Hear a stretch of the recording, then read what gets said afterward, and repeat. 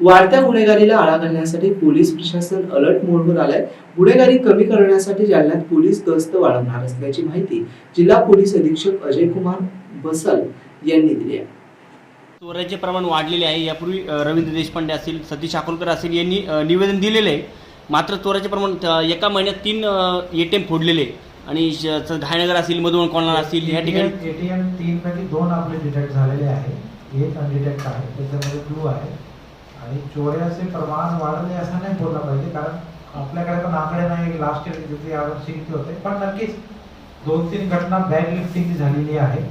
तर त्याच्यामध्ये क्लू आहे, डिस्ट्रिक्ट साहेब स्वतः फॉलोअप करत आहे त्याचा, आणि क्लू आहे त्याच्यामध्ये, ते पण डिटेक्ट होईल। ATMचा एक तर आपण सेम डेज पकडला पूर्ण आहे, एकामध्ये पण हरियाणामध्ये जाऊन आरोपी आणलेला होता, इतर आरोपीसाठी पण टीम गेलेली आहे, अजून बाहेरच आहे। पण ते काही ते सराईत गुन्हेगार आहे।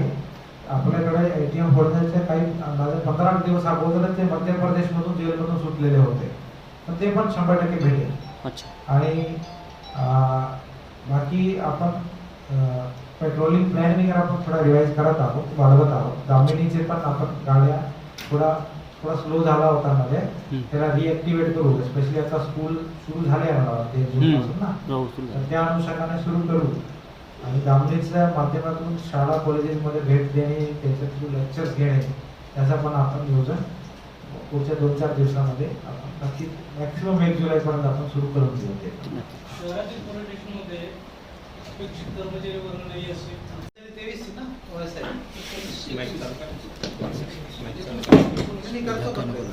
आपला बॅकग्राऊंड करतो। हा 19 पासून त्याचा मैदानी चाचणी सुरू होणार आहे। आपण पण 19 पासून सुरू करतो।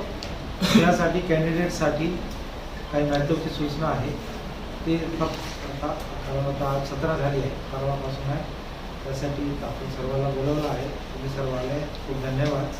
सुरू करतो।